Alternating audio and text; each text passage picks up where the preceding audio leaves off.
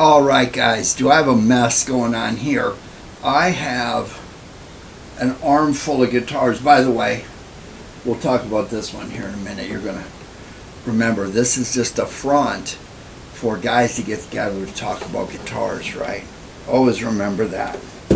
Okay, but this stuff here, these are AAC devices, and these are law books.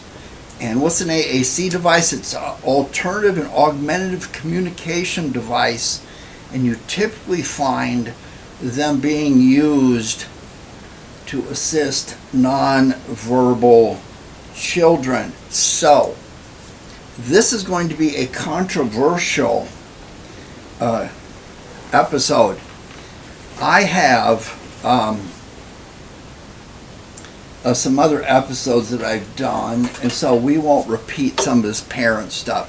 The playlist is up there. The first episode that I posted was about me, my background, Tammy, the 19 years that I was her father before she passed, how I worked for a governmental agency, so I understand how processes are conducted, how you interact with the community when there's a decision to be made that is going to affect everybody. If you ever track me down and figure out who I work for, you're going to see that, like last Tuesday, I appeared in front of the city council.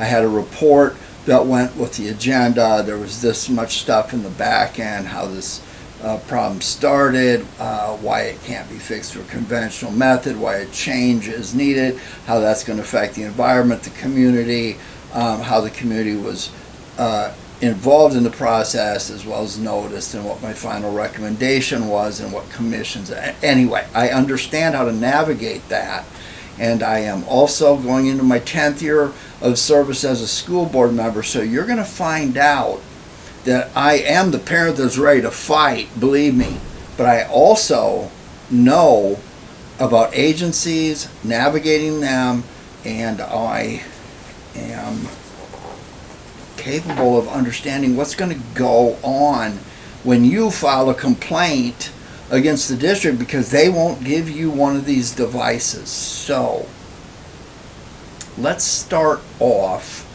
by talking about,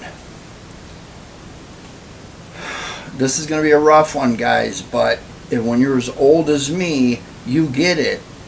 Communication in schools has always been equitable, meaning everyone, every student has the right to sit there and shut your mouth while the teacher is teaching you, and you will be asked to speak when you are called upon, and you will give the desired response in the manner and mechanism by which everyone else does, because guys, we were built in American school systems to be factory workers. That's right. Can you get out of school? Do you know how to read the label on the machine that says do not stick your fingers in, wear your hairnet, don't have a ponytail, we don't want you going through the machine. We need you to make the widgets that we're going to sell. And if you make enough widgets and we sell enough, you are a great employee. And 50 years later, I get that gold watch. No, I didn't get one. This is actually something that you could use to fret a large guitar. Anyway, we'll put that away. Guys, I almost forgot. Remember, this is really about guitars. This is an arch top guitar with a single pickup. It's got a single cutaway. This is modeled after the Gibson Super 400 that you would see in the 1950s. This one is going to be built with a lot of influence from Tammy. When Tammy signed something, one of her favorite signs was owls. There are owls where, notice that some of these colors are starting to match up. You see that? So Tammy liked owls. We have owls out here. She would listen to them. I think you all heard about the license plate, that I had a problem finding a teal or near teal color. And I ended up getting this one off of eBay on a nationwide search from 1953, and it has Tammy's birthday numbers here. So, guys, watch for this one. We are going to put a Guitar Fetish Big Mouth pickup on it. It looks like the Gretsch Dynasonic pickups that you would see in the 50s, and I did an episode about a Gretsch Electromatic. They caused me to be fangirled by the people who work at the Guitar Center in Westlake Village. Okay, guys, that's all I can do. You're on your own now. Everybody else wants to hear about the stack of devices and law books. Let's do a little bit of housekeeping. I already gave you my background. I already warned you that this is going to be controversial. And I hope you're picking up on the fact that you cannot be an effective advocate for your child if you are just zoned in with horse blinders on about what you want, because sometimes that will actually be bad for your child. It will cause your child to be ostracized in the educational community, and it kind of sets you up to be shot down. So if you understand all sides of this and you look at it objectively and you can put it down into a simple boom, one sentence, I want this. Now, the last episode that I talked to you about up there, looking back on a lifetime of everything I wanted for Tammy, 20 years later, I look at it and there's one thing I wanted, and that was her dignity. And I went through a lot to learn that. But sometimes it's that simple. So, along those lines, I want to give a shout out to Freya, one of our community in the western United States. Her mother, Marcia, I said to Marcia, hey, send me something, 2 sentences that summarize what you would want to tell the world. And she said, disability is part of the human condition, and so therefore disabled people don't deserve anything less than everybody else. Think about that. So, thank you, Marcia. And you parents out there, if you want me to give you a shout out and you want to tell us a little something, I'll be happy to do that. But guys, think about that.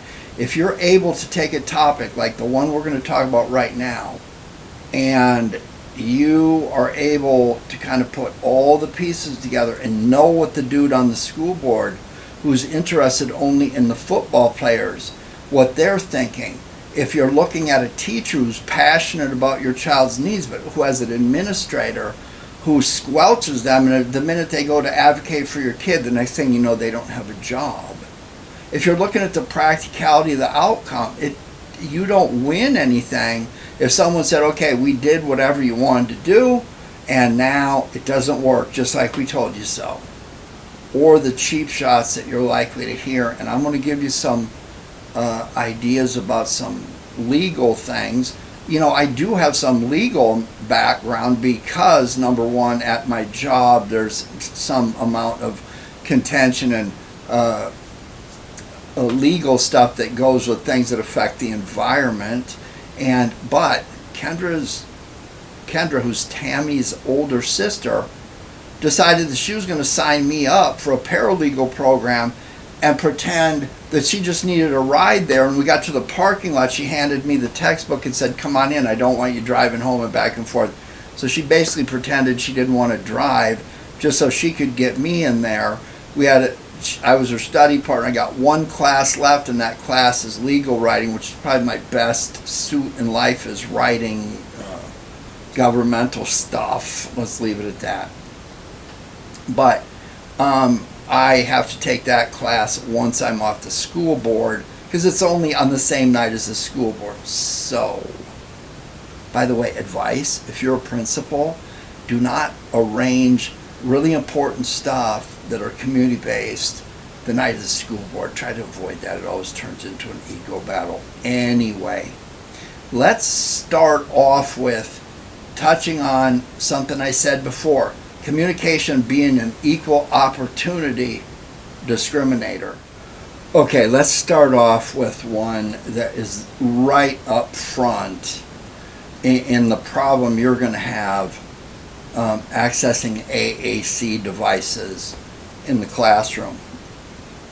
Now let's not be confused. Did I just say that an AAC device is needed in the classroom? Well, you notice I have a nice collection of them here.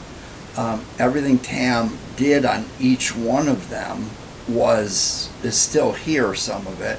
So I can talk to you about the programs, what she did with the computer, and ultimately whether or not it helped her communicate in the educational environment from the time she was in 3-year-old special day class up to the point where she was in a life skills class at the high school. Did these things really make it able, were they helpful in her communicating significantly? And I'm going to tell you about significantly what that means, because that's kind of a tricky road. But think about this.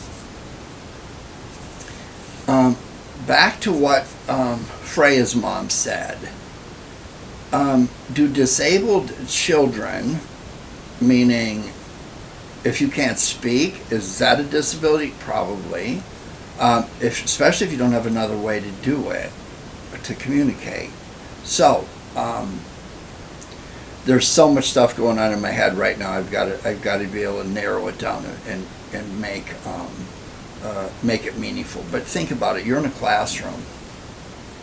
Who wants someone just to be able to blurt out whatever it is they're thinking about, to show that they know the answer? Remember them kids in class, the one that knew all the answers halfway through the question, the really bright kids? And you know how the teacher would kind of like, yeah, put your hand down, put your arm down. And now we got the other one not paying attention, completely checked out. So if you're the teacher, you're kind of like looking at all the kids in the classroom, and you're trying to figure out, by the end of 2nd grade, we are all going to know how to spell cat. We are going to be able to use it in a sentence and write that sentence legibly, etc., etc.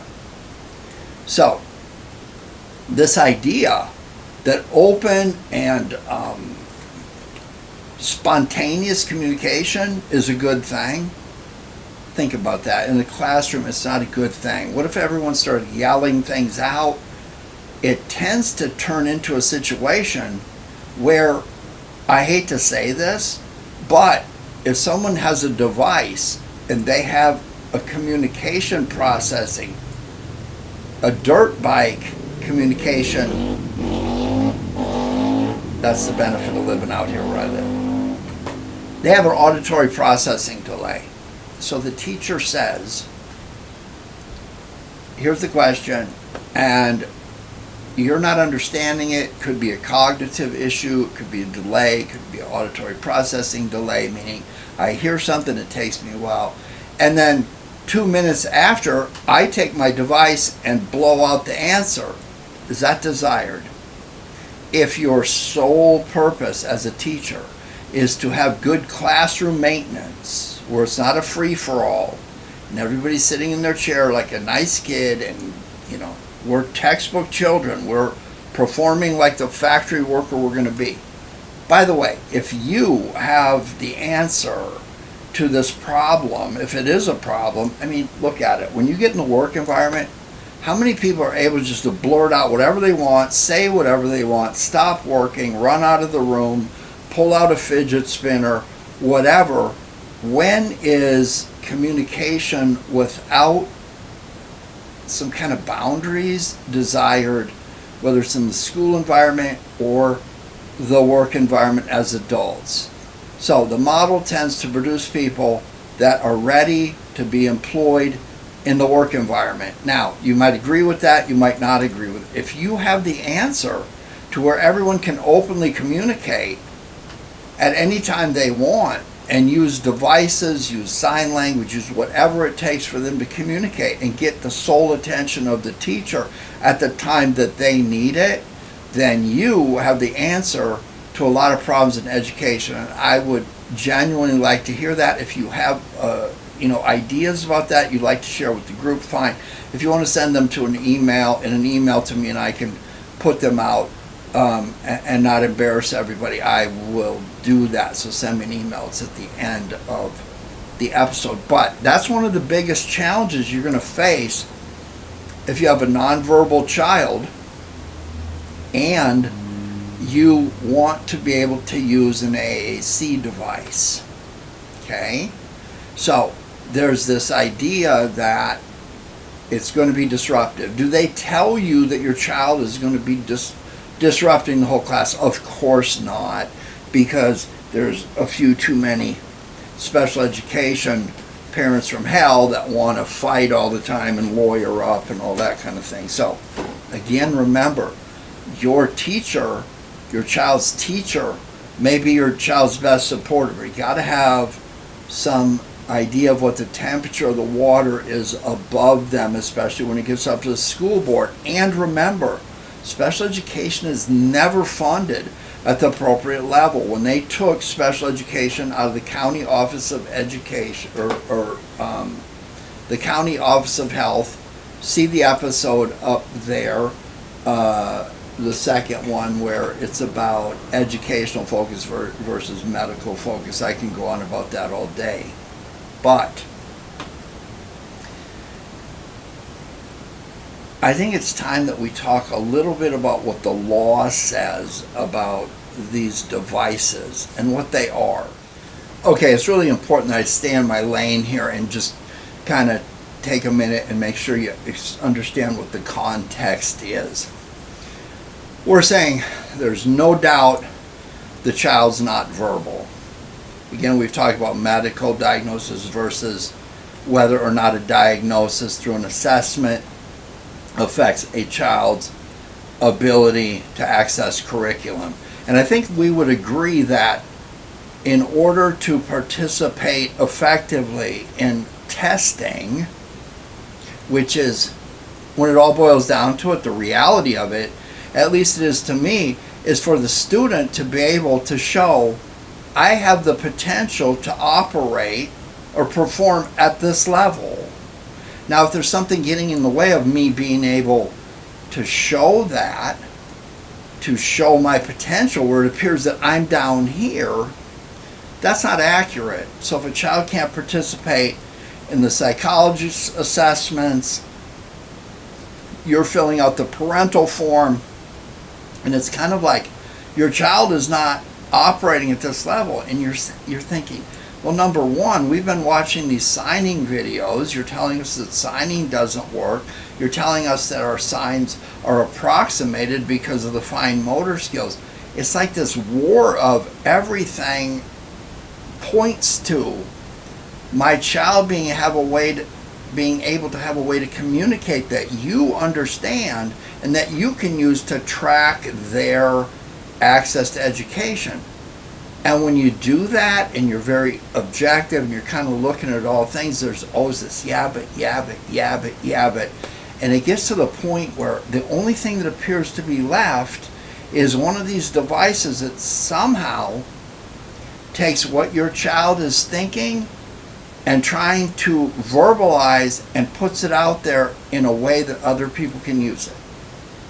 And there's such resistance to these things to the point that there are laws about their use, when it's required, and how many steps the school district has to employ in the use of the device. So, I have 3 devices here. They're iPads. Back when Tam was when we were first considering this, again, she was not verbal. She was never verbal. Now, we had a couple of glitches along the way where people would be brought in, some of them too close to the topic. It turned very contentious. People could hear this. They thought they heard this. I just was hesitant to hearing, was kind of the message to me in the background, whether that's accurate or not. But I think we would agree that if someone says to you, is this a dog or a cat? And the person's going like this, and everybody's looking at them, there's a communication breakdown. This is cat. Dog is this.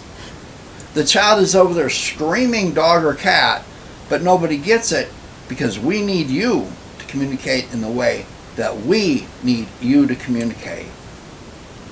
You'll find that some people, when it comes to these, the first thing out on the table is they're going to be watching YouTube. They're going to be not using it. They're going to be disrupting the class. Everybody else doesn't get to use one of these. We're pulling everyone else's phone away. This kid does not have the cognitive capacity to know that they shouldn't be watching Margaret Garrett play slide guitar on YouTube. I didn't say that. Check up there, right about now. And you will find out what these devices did for Tam. And it wasn't to say yes or no to a contextual question like, do you need to go to the bathroom? Okay, so back to these devices here.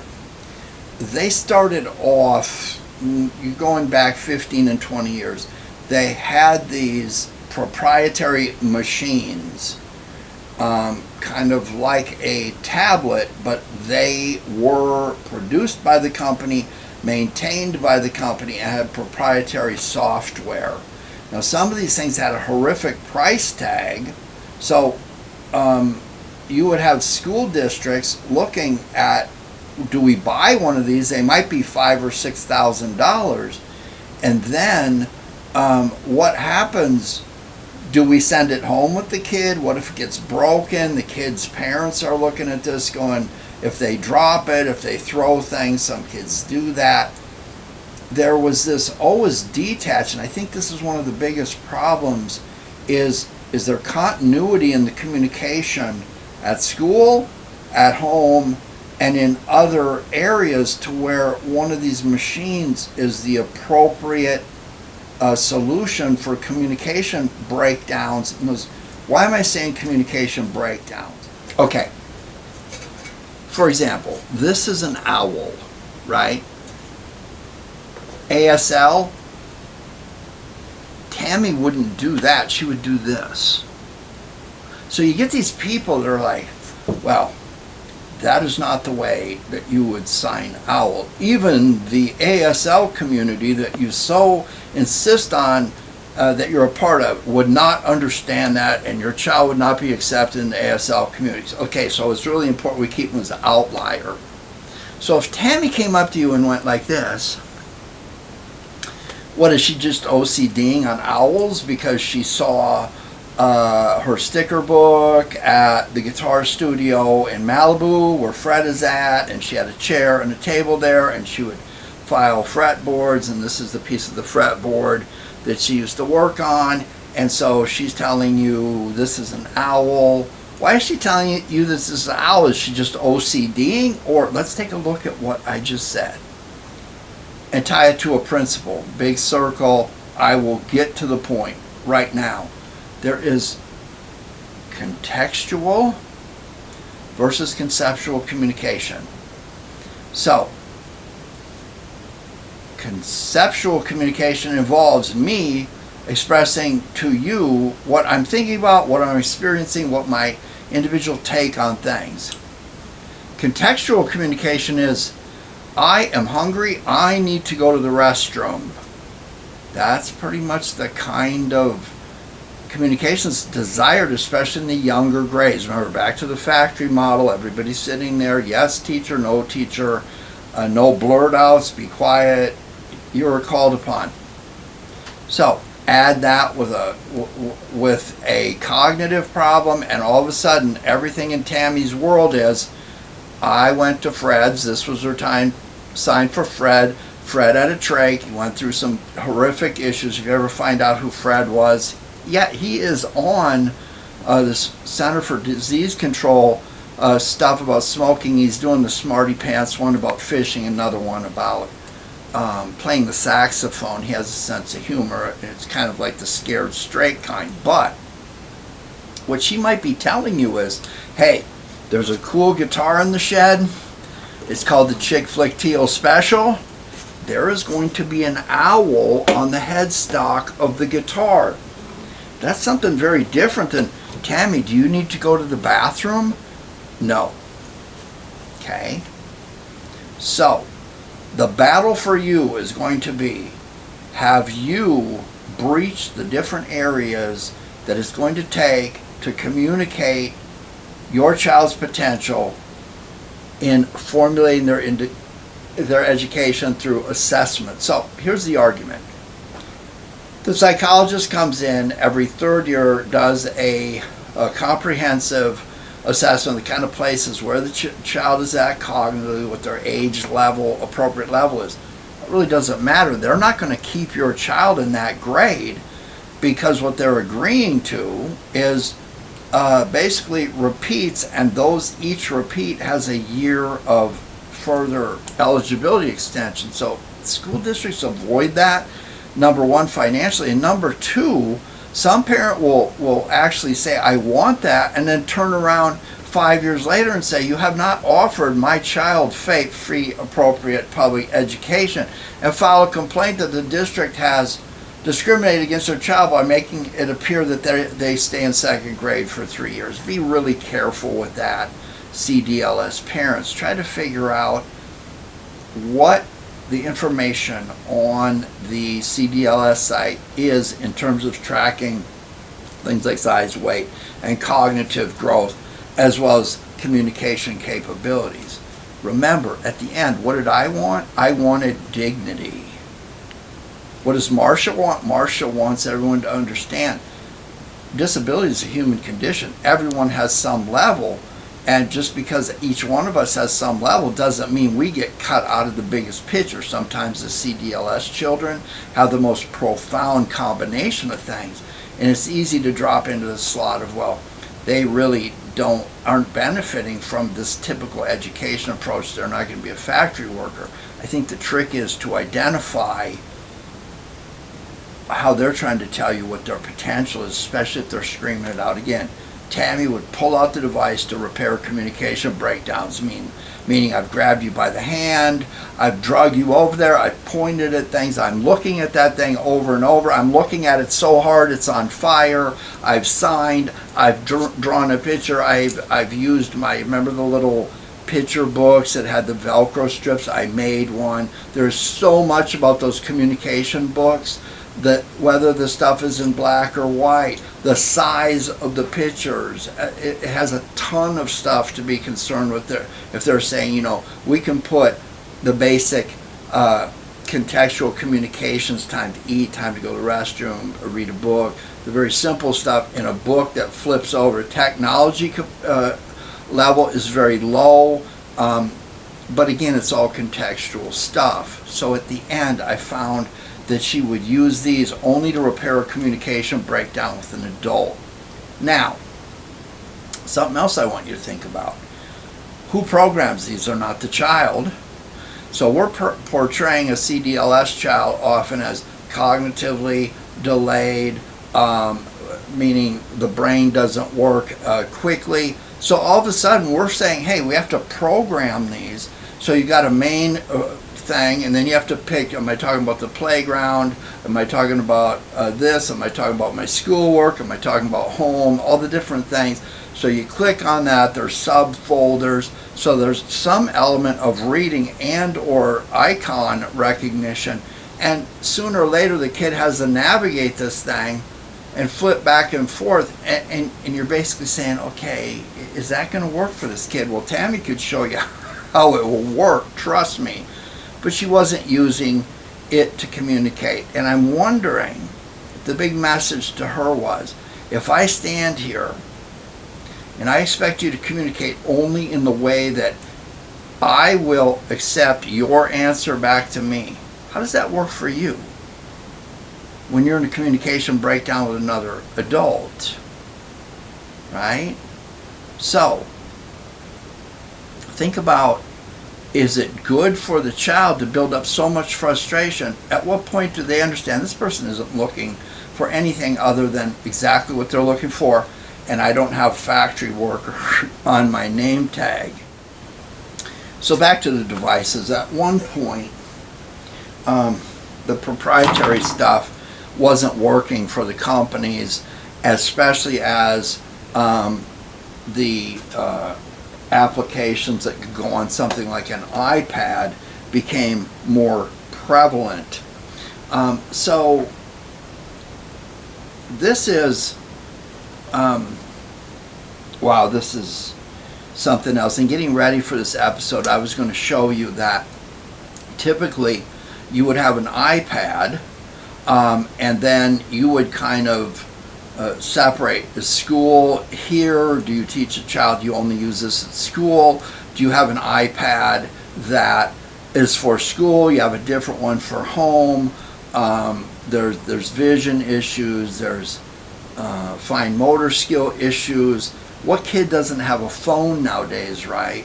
And so you're dealing with a lot of different issues that say, hey, you shouldn't be using this or that, or you have a folder that's locked up during these times of the day or not. And again, you're the only kid in the classroom that has something like this, while the other kids' phones are in pockets at the door. I have heard everything about that as a school board member. The school is stopping my child from contacting me or communicating with me in an emergency. No, that's not the case. But at the end of the day, there is a lot of stuff surrounding the use of devices. So when you've got the perception that the kid who has the lowest potential and who has the biggest challenge accessing the curriculum is becoming the focus because they're the only one with a device, which is a giant phone in the eyes of some other kids, or the teacher spending an exorbitant amount of time, and the school is not going to assign a one-on-one that has a degree in technology just to help your kid program a computer that can just yell out the answer to a question that was asked 5 minutes ago, and then you start asking how much of it is the aide's work versus how much is the child. So we went from proprietary machines, meaning not only was the machine its own look, it wasn't an iPad, and its own system, its upgrades. To upgrade one of these machines, you were buying another one, or at best another version of the program. And then technology developments that affect the iPhone, that you get a new one every 6 months, started to come out and affect it to where these programs would be ended up on a typically a commercially available device like an iPad or some type of smartphone type thing. So when you open one of these up, you will find the first challenge is, how do you control what's coming into the classroom if you can actually get someone to use one of these? Now, here's the trick, if there is one. In order to be for something to be valid in a special education program, it has to be identified as educationally necessary, and it has to be measured. So if you expect an AAC device to show up in the classroom, it has to be defined somewhere in the goals, and within the goals are proficiency tests of, you can read them. The child with minimal prompting using glancing, pointing, ASL or an AAC device on 4 of 7 attempts with minimal prompting, blah, blah, blah, will produce this by this day at the end of this. That's what the goals sound like in an IEP. The bottom line is, if you do not have an AAC device goal, then you're going nowhere. If you reference a use of an AAC device and or other stuff, it doesn't put it there. So one of the goals needs to be proficiency in the AAC device, the use of it by the child. If that's not there, you're not going to get it there. So I want you to really think about all of the things I've told you. Number one, here's an example I use all the time. Tammy loved to swing. Well, guess what? Swings disappear at middle school, and they're certainly not there at high school. But you take the average adult that's in their 40s and you said, hey, listen, I want you this morning to go to the park and swing. They would be ecstatic. But for some reason, swings are not cool. Tammy loved to swing. So one of her sensory breaks, one of her things to get her back focused, one of her ways was the swing. Well, guess what? When you get into junior high, I can get an accommodation for a swing, especially if I pay for it, if it passes the playground safety stuff, all the myriad of stuff that stops me from putting one swing on there. Is Tammy and her one-on-one aid being out at the swing inclusive? No, it's not. Is Tammy capable of doing communicatively, socially, and everything what her peers were, especially as they grew older? Definitely not. Was she part of the community? Definitely. Was it from a sympathetic viewpoint? Yeah, probably. But at the end of it, is there any evidence that said Tam would use the communication device to communicate routinely, effectively, and especially to gain access to the curriculum that was being presented to her at the grade level she was supposed to be in by her chronological age? I'm not going to answer that for you. That's only for you to answer. Do you think that's going to happen? Do you see any evidence of happening at home when you hand them your iPad? Are there any free programs? Do you have an iPad that has a sign language application that your kid can learn simple things like baby sign? By the way, if I mention a program or a manufacturer, it doesn't mean that I am endorsing that. I'm not a 501c3. I'm not selling anything. This channel is not monetized, but I'm just saying, investigate before you hit the law books, because the law books are going to prove you right, but at the end of the day, they may take you to a place that you don't want to be in. So let's talk about that right now. Again, the technology is iPads with you might have ProLocal to Go, Touch Chat, numbers of programs that have simple icons. Remember the challenge in the icons. Some kids cannot recognize the icons. Some kids do better if they're black and white. Some kids have size preferences. There has to be uniformity between the things scaled to whether it's a ball that's this big or a building. There's all kinds of things that go into a proper assessment. And to someone who has a cognitive and expressive delay, it can be overwhelming, just the assessment process, especially if they don't have a way to tell you what they're thinking about this. So it's kind of which came first, the horse or the buggy. Let's get into the law part now. Okay, I have two books here. By now, getting books, accessing them, being able to search through them for keywords and stuff, that's pretty common technology. But I have one. Again, I'm not advocating for anyone or endorsing products or whatever, but this is Wright's Law Special Education Law Book. It takes IDEA and most of your federal laws, breaks them down by statute, gives you citations, and tells you an overview of what it means, and then it cites exactly what the law says. This one you will never be able to get your hands on. Don't ask me, because if you can get one, let me know. This is a used bookseller thing. IDEA Due Process Guide, and it is put out by who we know as F3 in the Los Angeles area.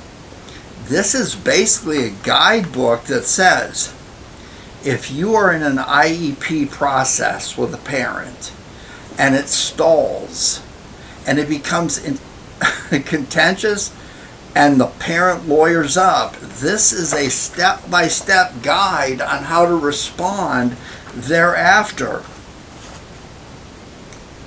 Tells you why, for example, pre-hearing conference, why hold a pre-hearing conference. For administrators, it tells you, if you're a school administrator, this is why the attorney is going to do what they did. Here is kind of the reason why we're employing this strategy. And for attorneys, here's what to tell your client. This is basically a Chilton guide. How many remember Chilton guide? Okay, if your alternator on your 1967 Ford F100 does this, this is how you take it apart. This is how This is like a Chilton manual for how to get out of SPED problems. Now, what does this do?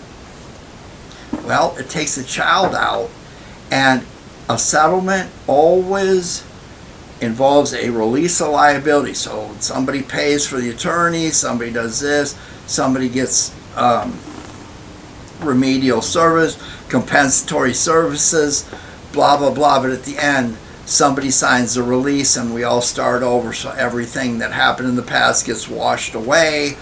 It's like a confession for special education failures when the whole system is sometimes built to fail. Okay? So, when I load up with a lawyer, guess what? The lawyer's there, they're going to make some money. I think Kendra's older sister went into law because she was watching the struggle we were having with Tammy. She did something on Instagram where one of her law students, her fellow law students, talked to her about what it was like to be in your second year of law school when your sister just died out of nowhere and you are deep into studies, and you know this is the kind of thing that would ruin a career, or you got to power through it or do whatever. By the way, guys, if you're mourning, whatever it takes you to get through it is what you need to get through it, because burying it's not going to do anything. This, believe it or not, helps me a ton to try to deal with one of the worst challenges in my life, and that's to see a birth date and a death date on Tam's picture back there. So I very much appreciate it if you just watch this for a second and give me a like. It's what's keeping me open. Okay, let's see what this book says about assistive technology device. So there's a definition. Again, this is what the law says. There's an overview up here by the author of the book that kind of says, here's kind of where you need to be on this. Don't be way over here, don't be way down here. But here's kind of what the intent means. But this falls under 20 USC 1401. So we've got assistive technology device. In general, the term assistive technology device means any item, piece of equipment, or product system, whether acquired commercially, off the shelf, modified, or customized, that is used to increase, maintain, or improve functional capacities of a child with a disability. So guess what? I got a great idea. I think that a coffee can with a red owl on it is a guitar, is, by virtue of this definition, an assistive technology device. And I'm going to lawyer up to get the school district to pay for me to build a guitar for my child. There's a problem with that. First off, the school's going to go, no, we're already so underfunded that we can't do this. There's no educational benefit. Well, I can argue that, and I'll do that at the very end of the episode. But I'm going to be in the back. I'm on the school board going, are you kidding me? Moving on. Exception. The term does not include a medical device. Not a medical device. Certainly not a medical device. So we're still in the game, right? We are still in the fight. I just dropped the boxing glove. That is surgically implanted, or the replacement of such device, like cochlear implants. They're not going to buy them. They're not going to pay for the surgery to put them in. So that's, okay. Assistive technology service. That's the next definition. The term assistive technology service means any device that directly assists a child with a disability in the selection, acquisition, or use of an assistive technology device. Such term includes, listen carefully, this is what the district would have to do if they agree to use the device that your lawyer says is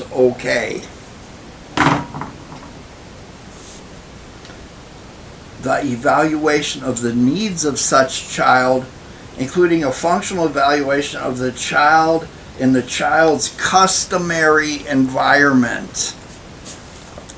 Do you think Tam's customary environment was to be a nonverbal child functioning as a first grader in an 8th grade class with no communication partners? No.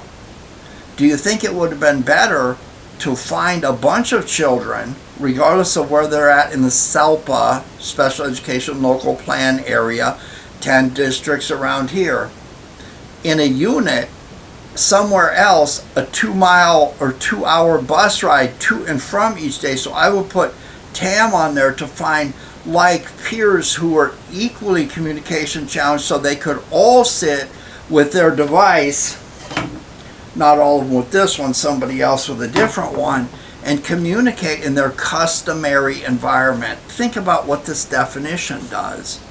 You get lawyers to help you with anything. Next, here's the good one. Purchasing, leasing, or otherwise providing for the acquisition of assistive technology devices by such child.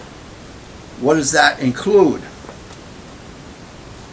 Selecting, designing, fitting, customizing, adapting, applying, maintaining, repairing, or replacing assistive technology devices, coordinating and using other therapies, interventions, or services with assistive technology devices, such as those associated with existing education and rehabilitation plans and programs, training or technical assistance for such child, or where appropriate, the family of such child. So the district is going to pay for everybody in my family who has direct access to my child on how to effectively use this that I invented and got a lawyer to tell me that it's going to work. And if it doesn't work, I can blame it on everybody not doing these things. And then finally, training and technical assistance for professionals, including individuals providing education, rehabilitation services, employers, or other individuals who provide service to employ or otherwise substantially involved in the major life functions of such child. So I'm going to get the district to pay for everyone who has contact with Tammy to figure out how to effectively use this so she can communicate her way, and everybody's going to pay for it. And when the other attorney finds out about this, they quickly figure out how to settle with me, get me to sign a release, and use this guidebook in the process. Is that what this is really all about? Think about it. And where does your child end up in this? That kid right there. Their parents did this and this, and they want the district to do this. And it's costing us money. I'm at the store spending my own money buying crayons and stuff for this classroom, and this parent is really gutting funding for something that I can't possibly understand how it's going to work for their child. Okay guys, let's back up. If you get the right attorney, you can make all this happen. And in order to make all of it happen, meaning somebody's going to buy the machine, somebody is going to pay for the machine, its update, its program updates, they're going to pay for the maintenance of it, they're going to pay for everybody to learn, including the family, anybody you say, and they're going to find something that somebody said along the way to your child to have the lawyer for the school district look at this and said, you know, they didn't have that one time that they took your kid out of the classroom because they were doing this or that. They didn't have a manifest determination hearing, and so now the district has this level of vulnerability, and I think that the value of that case could be X hundred thousands of dollars, so buying one of these machines and going through and checking the boxes is going to be the best way to get the release form, and says so in this book here. Guys, if you are really interested in this kind of stuff, you are going to want to get a wake-up call by reading Ruth Kolker's Disabled Education. I think this is available through the book Read It To You, whatever that program is. I'm an old man, that's what I just called it. But Ruth Kolker, Disabled Education, goes through the major special education cases in the United States, the Supreme Court rulings, and tells you what was really at the bottom of it. But let's back up. I want to put this stuff away. Here's the real question. Is your child in the right placement? Meaning, do they have communicative peers? So, if your child has delays, if they're having fine motor skill problems, if they're just have, cognitive problems, do we really want to put them in a world where everybody is just like them, so we can have all the disabilities together, so we can all communicate with a device? Ideally, maybe. But that does not build community. Okay? And I'm going to share something with you. When you're all done fighting, at the end of the day, because I've been through this. I've been through exactly this process as a parent with a public school system, district. On the other side of that, I have been in the back room where people are bringing settlements forward because somebody knew how to use this book, Due Process Survival Guide, to shut the parent down enough to say, here, sign here, we'll pay for this. You win. Well, what did you win? I'm looking at money going out the window, and it all boils down to, oh, are you saying that my child has no potential? Back to the fight. I tell people at the end of the day, you are going to leave the school system. You might get frustrated because you realize this isn't helping my child. Maybe it can't. I don't know. That's your decision. But at the end of the day, be it at 18 years old or 22 years old, you will walk out the door, and those people will not be the blame anymore, and you will go home, and it will be just you and your child. And if you have made it about just you, then it will be just about you. And that can be a lonely, bad place. So, when you're going through this kind of stuff and you're frustrated that your child cannot give their potential out and communicate it, talk to the psychologist beforehand. Say, listen, I don't want to fill out a bunch of legal forms where I am going to record the IEP meeting. I want you to provide the assessment plan in writing to me, all of that kind of stuff. It is your right. But what if you said to the psychologist, I understand the school. I look at my child. I look at the other children. I'm not seeing anything close. Help me understand what we would do to do the assessment. And this is hard for me. But to do the assessment and come up with a way that my child has every opportunity to express their potential, even if it's to hold up this coffee can and point to a guitar and say, I have enough to know that music is important to me, and ultimately the 2 guitar shops that my dad takes me to, the people there like me enough and have made me a part of their community enough where when I get out of school, I might be able to go in and get a little job there. And of course, somebody might be paying for it in the background, like your taxes at work. Do I want you paying for me? No. But do I want you to be aware that there are kids being bounced through foster programs that have disabilities and they never get anywhere? Think about that. That's what the system is supposed to be about. It's not so I can go lawyer up and get something that in the end, and here's the bad part, in the end you fought for all this, everybody's paying for it, but in the end, is it working? So is your child, because of your fight, that big fight you put on, in the end, does somebody say, you know what, I'm glad the parent did that, because I think their kid, there was more hiding in there than they knew. Well, I've had that happen, but again, take a look at what these devices are. And if someone is giving an assessment, you have the right to say, oh, I want an independent assessment. I want you to pay for it. But when you're having to control the conversation with the other individual and say, the school district didn't do this, and they didn't do this, and I think this, and you're paying. I mean, you can get a consultant that will say what you want them to say for more money. Does it mean it's credible? No. Does it mean when your child is 18 and a half years old and you're looking back after they're not there and asking yourself, what really was important? So this is very personal to me. I have Tammy's last 3 devices. I didn't want somebody else to pay for them. For all I knew, she was going to throw it in the bathtub like she did her first one. Now all of a sudden, oh, the school district is paying for it.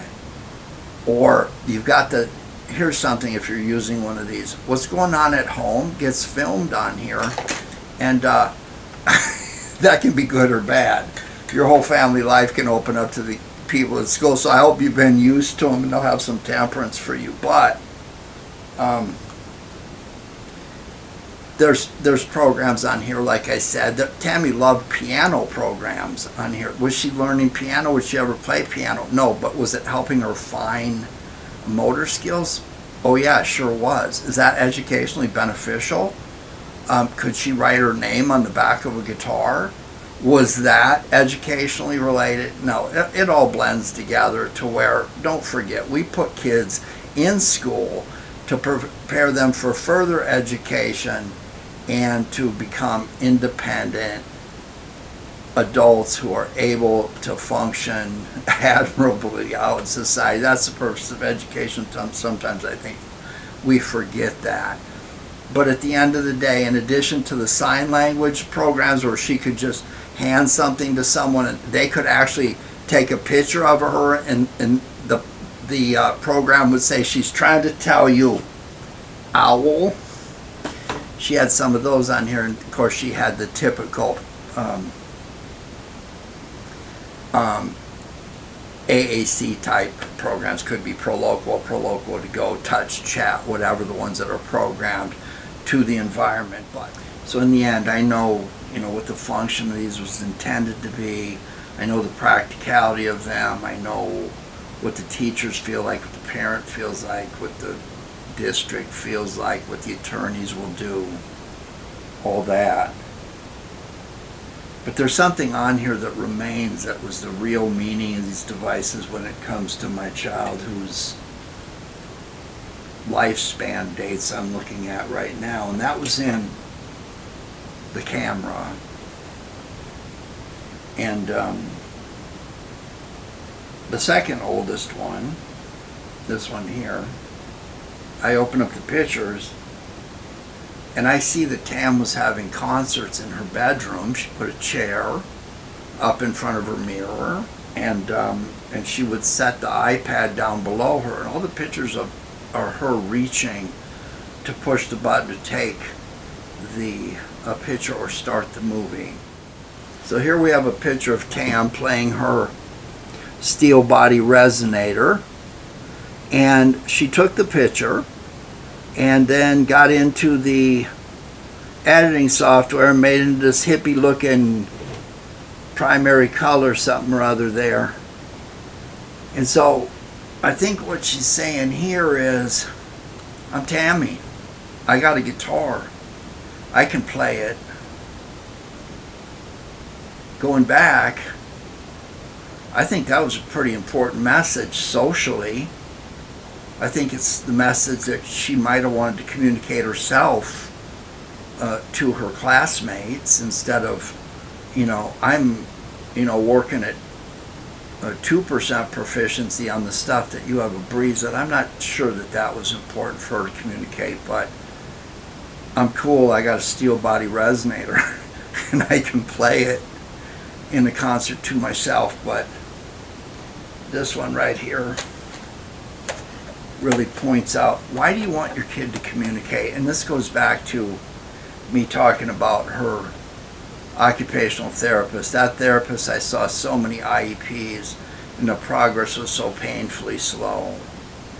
And the goal was that therapist wanted Tammy to be able to write her name just in case something happened and Tammy had to tell somebody, I'm Tammy, and this is my parents' phone number, and I can write my name, or I know how to get to the buttons on this device so it will tell you who I am.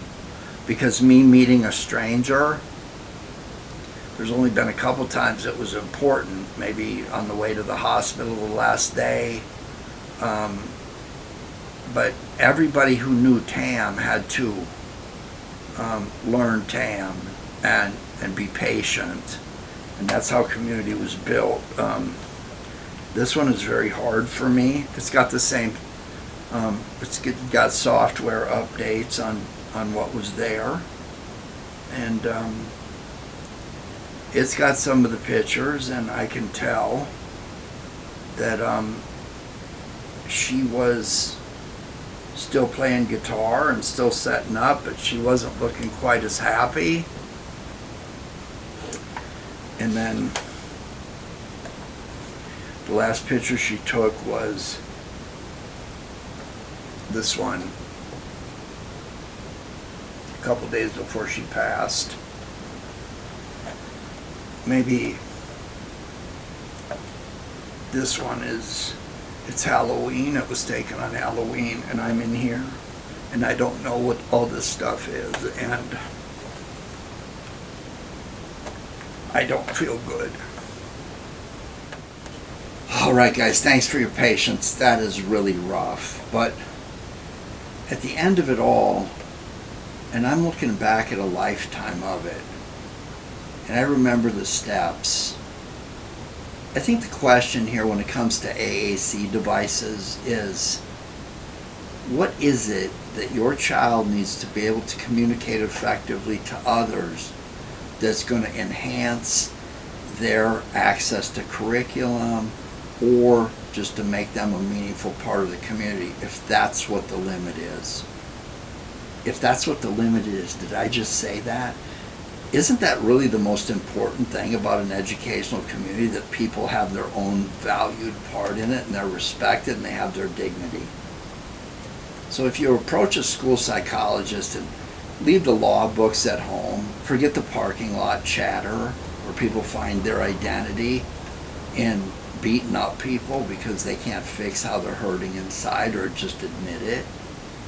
But I would tell people, hey, Tammy's out there swinging with the other second graders, and she's done second grade 6 times already.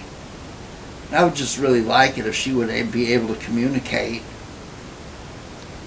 I like to swing, I'm having fun, thank you for letting me be part of your life.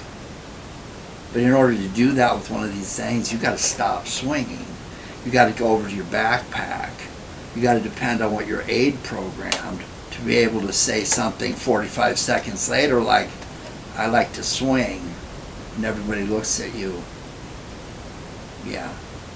Everything has to have an outcome, and it has to be a practical outcome. So instead of demanding, ask, how is it that my child is going to be able to access and effectively, number one, communicate their potential, and number two, not be ostracized in the community, and most importantly, maintain their dignity. At the end of the day, I don't know whether it was an AAC device, speech language pathology, or somebody demanding that the kid would know how to write their name and phone number, or at least say it on this device.